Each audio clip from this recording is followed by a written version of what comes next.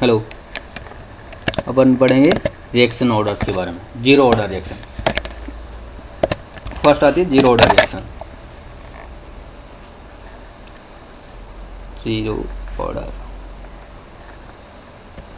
Zero order का मतलब है कि इसकी रेट ऑफ रिएक्शन कंसंट्रेशन की पावर जीरो पे डिपेंड करेगी, या रेट ऑफ रिएक्शन कह सकता हूँ। अगर ए से बी में है तो के इंटू कंसनट्रेशन ऑफ ए की पावर जीरो, है ना। तो अब देखो, ऑफ जैसे इसने टी इक्वल टू, जैसे अपन एक केस लेते हैं, A gives B. T equal to zero पे क्या होगा, सिर्फ ए होगा, ए की कंसनट्रेशन लेगी। टी इक्वल टू टी पे क्या होगा, टी इक्वल टू टी पे ए माइनस, इसने क्या यूज किया यहाँ, ठीक है, ए माइनस एक्स, और इधर अगर यहाँ से x निकला तो x बना, है ना। तो a माइनस एक्स को क्या डिनोट कर सकता हूँ मैं, टाइम t पे कंसंट्रेशन सी टी, है ना, और a को क्या डिनोट कर सकता हूँ, सी नोट। तो ये हुआ। अब मैंने बोला rate of reaction equal to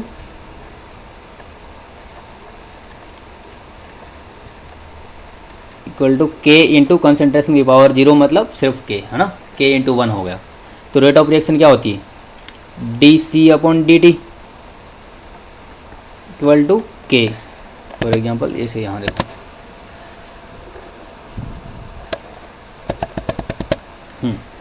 अब देखो D C upon D T करेंगे।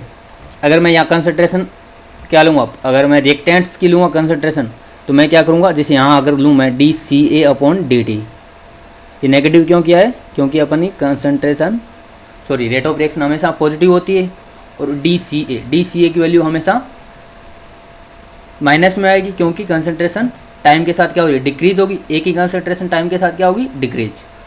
तो minus D C upon D T equal to K. अब देखो सी ए, एक टाइम टी पर सी ए की क्या है, सी ए इक्वल टू एक time T equal to A minus X, है ना। तो अब क्या करोगे तुम लोग, या मैं ये कर सकता हूँ, सेकंड चांस में ये कर सकता हूँ, D C A equal to K D T, दोनों तरफ इंटीग्रेशन कर दो। इंटीग्रेशन करने से क्या मिलेगा, C T minus C naught equal to K T,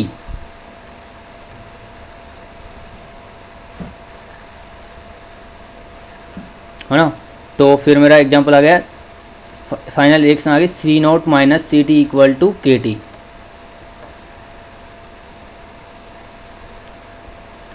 ये होती है जीरोथ ऑर्डर के लिए। अगर सी नोट को मैं ए से रिप्रेजेंट करूं, सी नोट इक्वल टू, देखो अब क्या होता है, C naught equal to, we know that C naught equal to A था अपना, है ना। C T equal to A minus X था। अगर ये वैल्यू रिएक्शन में पुट करूं तो वैल्यू क्या आएगी मेरी, x equal to K T. इस फॉर्म में मैं लिख सकता हूं, अगर मैं x की फॉर्म में लिखूँ तो x equal to K T, और सी नोट और सी टी की फॉर्म में लिखूँ तो ये आएगा।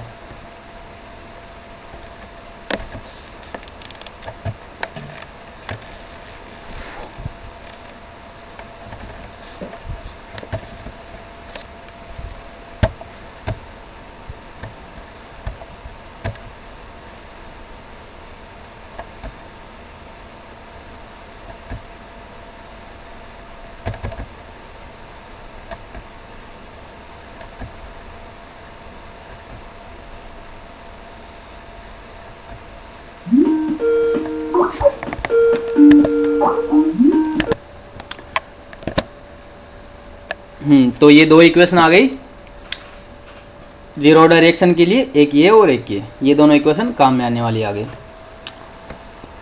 फिर अपन निकालते हैं फर्स्ट ऑर्डर रिएक्शन पे।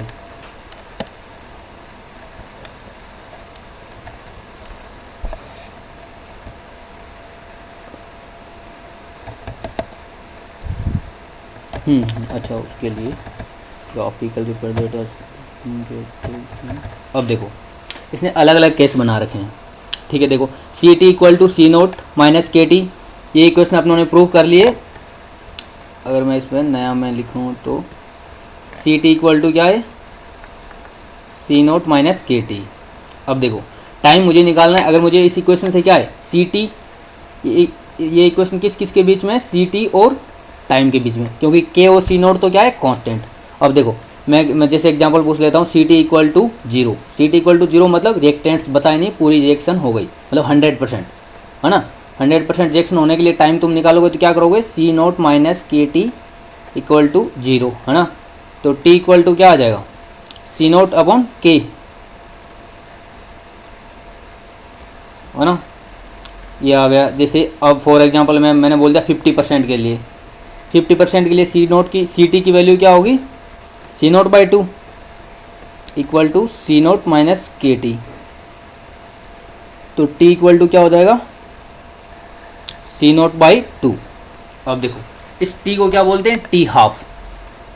इस टाइम जो 50% कन्वर्जेशन के लिए टाइम लगता है उसे टी हाफ बोलते हैं, टी हाफ से डिनोट करते हैं, वो होता है C naught by two for zero order reaction.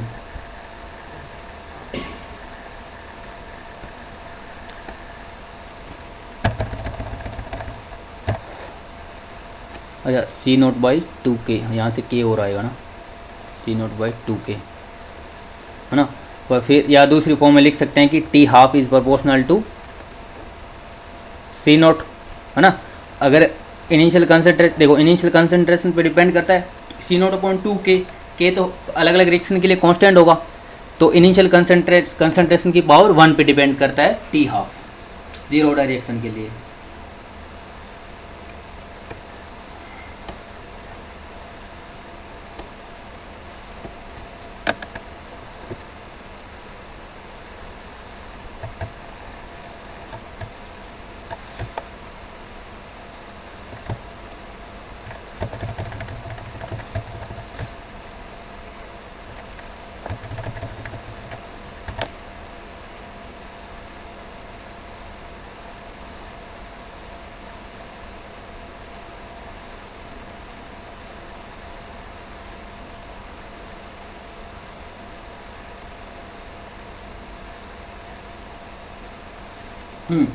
तो ये एग्जांपल करते हैं, जैसे इस एग्जांपल में क्या दे रखा है, let decomposition of Cl2O7 into ClO2 plus O2 be a zero order reaction if at a particular time minus dCl2O7 upon dt equal to 50 mm of Hg per second। अब देखो कंसंट्रेट ये क्या दे रखा है, हमेशा क्या पावर ये हो सकती है कंसंट्रेशन पर सेकंड में, या क्या हो सकती है प्रेशर पर सेकंड में। ये क्या रखा है 50 mm ऑफ Hg पर सेकंड, मतलब प्रेशर में भी हो सकती है। अगर गैस फेज में होंगे मॉलिक्यूल्स या रिएक्टेंट्स तो प्रेशर के रूप में होगा, और अगर सॉल्यूशन में होंगे तो वो होगा अपना कंसंट्रेशन, है ना। तो इसके लिए अब देखो तुम्हें dCl2/dt दे रखा है। सबसे पहले क्या करोगे इस एग्जांपल के लिए, जैसे इस एग्जांपल के लिए सबसे पहले करोगे Cl2O7, है ना, ClO2 प्लस O2। सबसे पहले बैलेंस्ड रिएक्शन लिखोगे, बैलेंस रिएक्शन लिखोगे, दोनों तरफ बैलेंस करना आना चाहिए तुम्हें। जैसे इधर 2 Cl2 है तो इधर भी, जैसे मैं बनाऊँ इसको Cl2O7 2 ClO2 प्लस कितने हो गए, O7 है, इधर कितने आने चाहिए, 4 हो गए, मुझे लाने 3 और 3/2 O2। ये बैलेंस्ड रिएक्शन है ना। तो अब तुम्हें क्या दे रखा है, minus dCl2 given minus of dCl2O7 upon dt, ये दे रखा है। तुम्हें पता है कि ये इसके अंदर रिलेशन क्या होगा, 1/2 d of ClO2 upon dt equal to 3/2 of d of O2 upon dt। ये रिएक्शन सभी को पता है, ये इक्वेशन। इस इक्वेशन से क्या करेंगे अपन, फर्स्ट के अंदर calculation of production of O2, ठीक है, प्रोडक्शन ऑफ O2 निकाल सकते हैं अपन, DO2 अपॉन dt, है ना। इस इक्वेशन से DO2 अपॉन dt निकाल सकते हैं। अगर इधर वाला गिवन है तो इधर वाला गिवन कितना है 50, इधर 50 है तो क्या करेगा 3/2 इधर आके क्या करेगा 2/3 बन जाएगा, और DO2 अपॉन dt निकाल लेंगे। जैसा इस यहाँ निकाला गया है ना। फिर अगर फिर टी हाफ क्या होता है,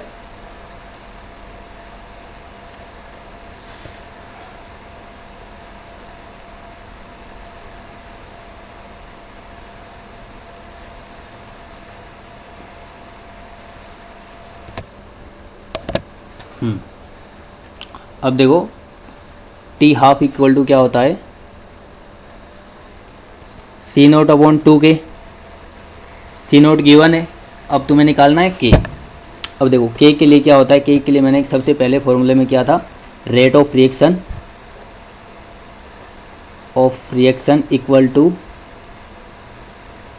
टू होता है के इंटू एक कंसनट्रेशन ऑफ ए की पावर 0। तो देखो रेट ऑफ रिएक्शन क्या होगा, रेट ऑफ रिएक्शन को मैं ऐसे लिख सकता हूँ माइनस डी, इस इक्वेशन के आगे, ऊपर वाली इक्वेशन के आगे ये लगा सकता हूँ मैं कि equal to, this is equal to rate of reaction. यही फॉर्म होती है रेट ऑफ रिएक्शन की।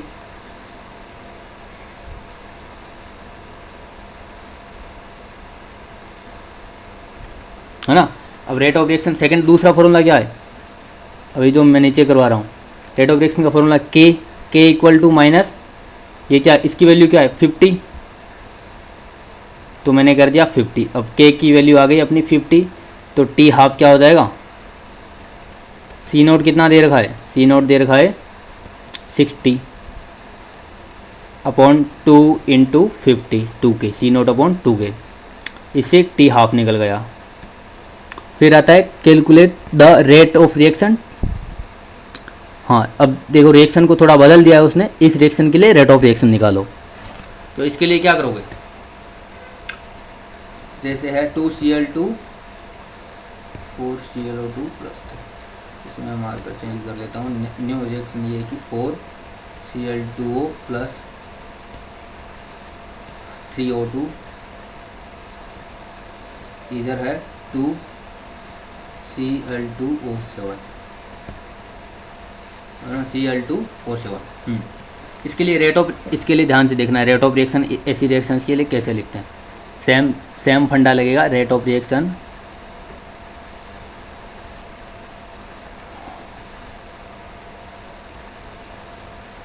Reaction equal to -1/2 DCl2O7 upon dt equal to, same करते रहोगे, 1/4 इसके लिए, है ना, DCl2O upon dt equal to 1/3 DO2 upon dt, है ना। ये रेट ऑफ रिएक्शन लिखोगे और फिर क्या होगा, फिर तुम लोग कर सकते हो फिर calculation the rate of reaction. इस रेट ऑफ रिएक्शन के लिए क्या करना है, ये आ गया तो अपने को गिवन क्या है -DCl2 अपॉन dt, ये तो क्वेश्चन में दे ही रखा है, इसकी वैल्यू रखेंगे और रेट ऑफ रिएक्शन ले आएंगे यहाँ से। फिर आता है D, what is the total pressure after 10 second. दिखाऊँ डी एक बार के लिए छोड़ दो तुम, क्योंकि अपन केस 1 अभी एक बार क्या करें, जीरो ऑर्डर के लिए जीरो ऑर्डर की इक्वेशन और केस 1 डिसाइड, केस 1 यहाँ बता रहे हैं। फर्स्ट ऑर्डर के लिए भी सेम उसकी सारी की सारी इक्वेशन और केस 1, ठीक है। फिर सेकंड ऑर्डर के लिए, उसके बाद अपन वापस से केस 2 करेंगे, तब तुम्हें समझ में डी ऑप्शन तब समझ में आएगा। तो डी ऑप्शन एक बार के लिए मैं छुड़वा रहा हूँ, है ना। अब देखो first order, zero order complete हो गई, first order,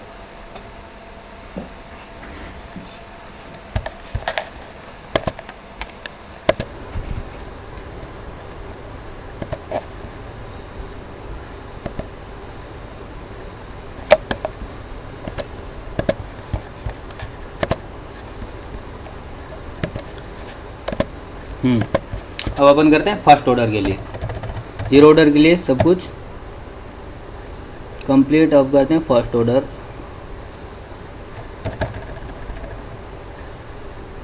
zero order reaction,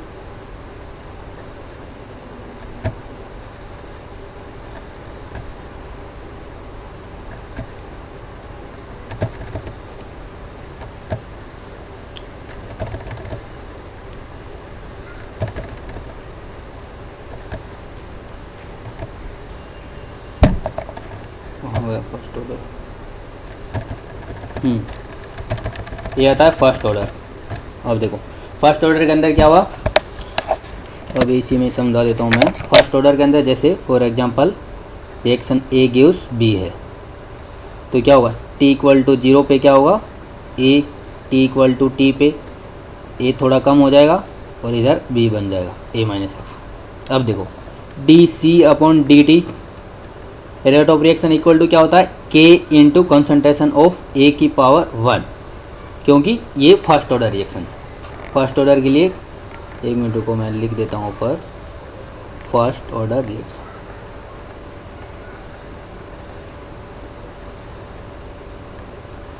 है ना। तो फर्स्ट ऑर्डर के लिए D C upon D T किया। अगर मैं करूँ डी सी ए अपॉन, तो minus D C A upon D T equal to होगा के ऑफ सी ए, है ना। किसी टाइम टी पर बात कर रहा हूँ तो minus D C A upon D T equal to K of C A. अगर मुझे दोनों तरफ इंटीग्रेशन करना है, मुझे क्या करना होगा, मुझे करना होगा minus D C A upon सी ए इधर ले आऊँगा और के डी टी, है ना।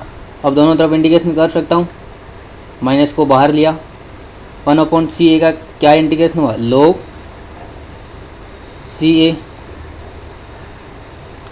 Equal to K D T का क्या हुआ, के टी,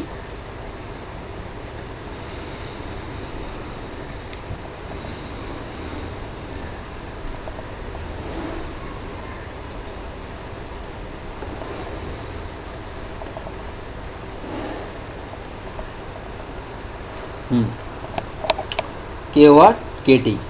अब माइनस log सी ए, इसके अंदर सी ए की क्या होगी, यूनिट होगी। पहले C A T equal to 0 पे क्या था, C naught, T equal to T पे क्या है, सी टी। तो इसकी इक्वेशन आ जाएगी माइनस, अगर log की वैल्यू करेंगे तो क्या आएगा, C T upon C note, अगर तुम वैल्यू पुट करोगे तो, है ना, equal to K T.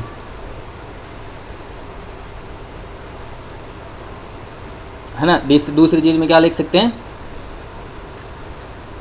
log C naught upon C T, क्योंकि इस माइनस को अगर मैं हटाना है तो मैं इनको चेंज कर सकता हूँ, इक्वल टू के टी।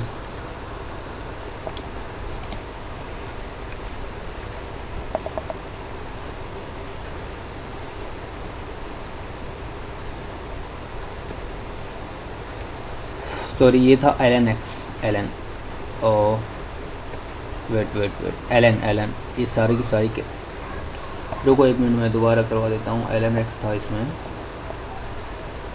यहाँ करना है तुम्हें माइनस ऑफ ln, मैं भूल गया था ये ln सी ए, सी नोट से कंसंट्रेशन सी टी, है ना, और इधर क्या है, टाइम क्या, के 0 से t, तो 0 से t की वैल्यू करेगी तो k इंटू टी माइनस 0, ठीक।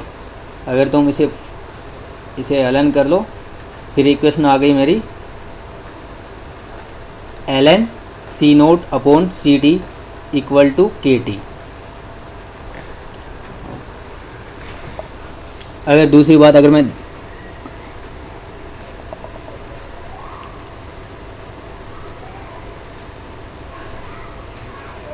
ये कर सकता हूँ कि C T equal to C naught e की पावर माइनस के टी, है ना। अगर मैं ऊपर वाली, देखो अगर मैं ऊपर वाली इक्वेशन को 1 देता हूँ, नीचे वाली को 2 देता हूँ, तो इक्वेशन 2 के अंदर दोनों तरफ ln लोगे तो क्या आ जाएगा, ऊपर वाली इक्वेशन आ जाएगी। तो C T equal to C naught e की पावर माइनस के टी, एक तो ये हो गया। अब देखो ये क्या है, सी टी और सी नोट की फॉर्म में, अपन एक और दूसरा एक्सप्रेशन क्या निकालते हैं, ए नोट और ए माइनस एक्स की फॉर्म में। तो उसके लिए क्या करोगे, इक्वेशन 1 के अंदर सी नोट इक्वल टू क्या करोगे, ए पुट करोगे, C T equal to A minus X, है ना।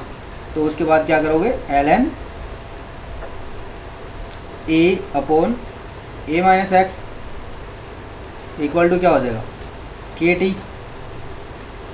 अगर ln को मैं log में चेंज करूँगा तो क्या आ जाएगा, K T equal to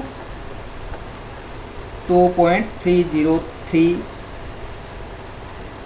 log a upon a minus X, है ना, क्योंकि अगर log से ln को log में चेंज करता हूँ तो ln इक्वल टू होता है 2.303 log। जैसे यहाँ क्या था, मैं अभी चेंज करके बताता हूँ कि ln a upon a minus X equal to क्या होगा 2.303 log a upon a minus X, है ना। फॉर एग्जांपल ये भी, for example ln z equal to होता है 2.303 log z, है ना, z कोई नंबर है। क्लियर। तो ये हो गया फर्स्ट ऑर्डर रिएक्शन के लिए दो एक्सप्रेशन कौन से, एक तो ब्लू से लिखता हूँ, एक ये इक्वेशन नंबर 3 और एक इक्वेशन नंबर, इसको मैं अगर 4 दूँ तो 4। एक तो सी टी और सी नोट के टर्म में, एक हो गया ए और एक्स के टर्म में।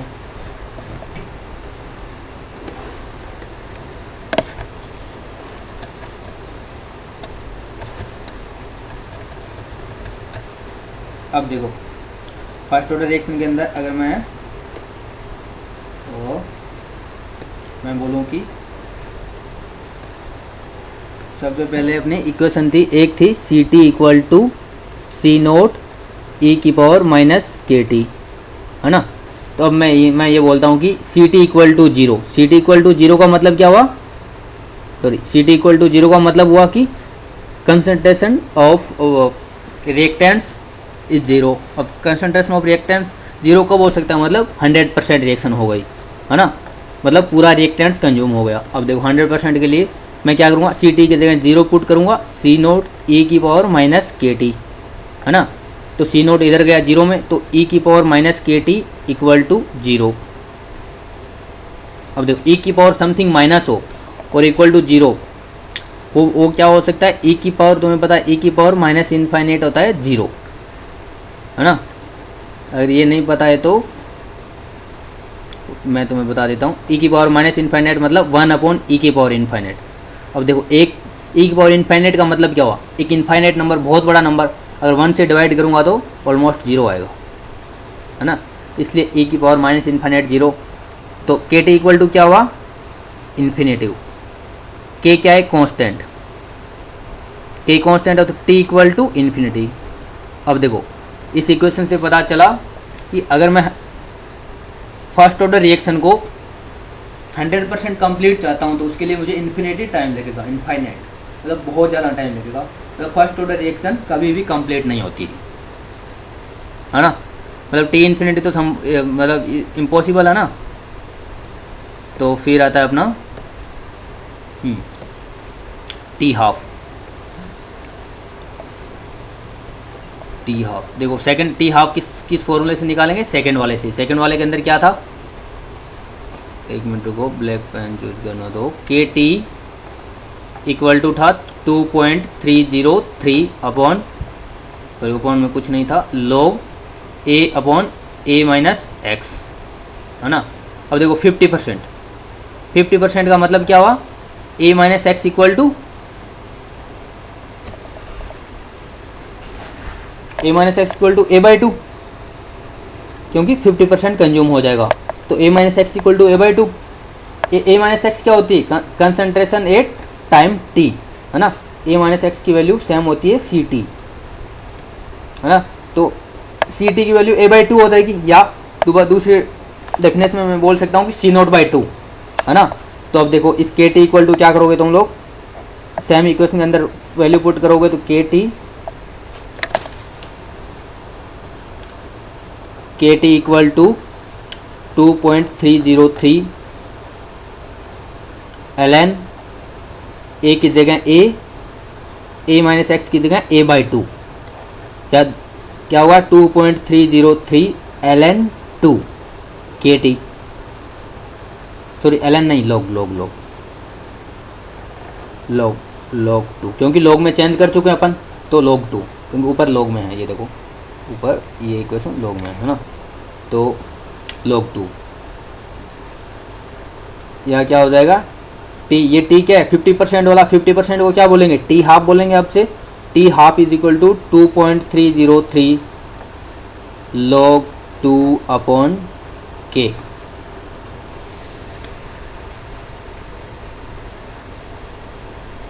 अब log 2 की वैल्यू पुट करोगे तो फाइनल आंसर आ जाएगा 0.693 अपॉन के।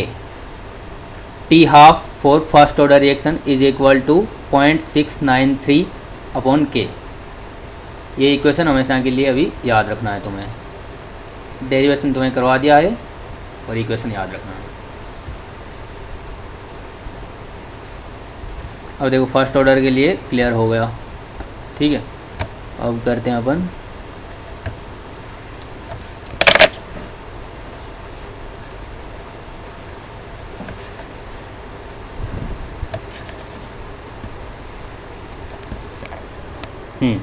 तो टी हाफ आ गया अपना 0.693 अपॉन के। एक मिनट रुको, मुझे न्यू तो देखो टी हाफ फॉर 0 डिग्री के लिए क्या आया था टी हाफ, एक बार एक साथ नोट कर लो। टी हाफ 0 डिग्री का आया था C0/2 के, है ना। टी हाफ फर्स्ट ऑर्डर के लिए क्या आया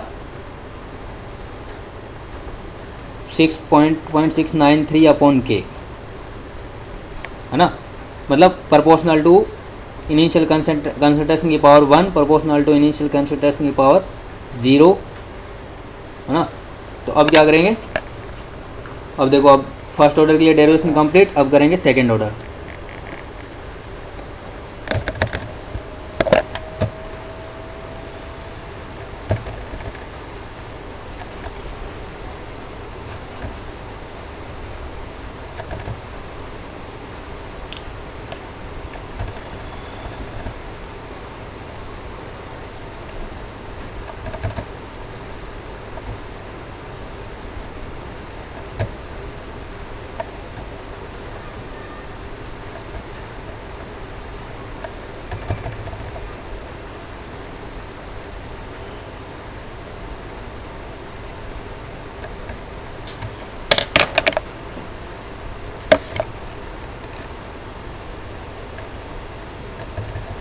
अब आते हैं second order reaction.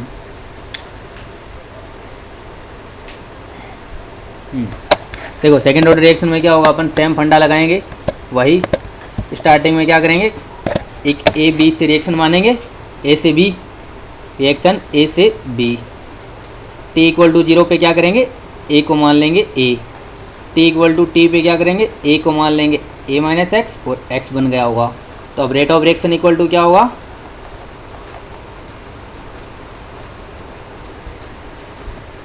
D C upon D T, है ना। अब D minus D C A upon D T, minus का रीज़न पता है तुम्हें, क्योंकि ए की कंसंट्रेशन डिक्रीज होगी। Minus D C upon D T is equal to के कॉन्स्टेंट इंटू ए की पावर स्क्वायर। अब देखो कंसंट्रेशन ऑफ ए का स्क्वायर होगा, क्योंकि ये सेकेंड ऑर्डर रिएक्शन है ना। तो अब क्या करेंगे, minus D C A upon A, concentration of A को क्या लिख सकता हूँ मैं, C A square equal to K D T, है ना। दोनों तरफ इंटीग्रेशन किया तो क्या आया, माइनस को मैंने बाहर छोड़ दिया, इंटीग्रेशन किया तो क्या आया 1 अपॉन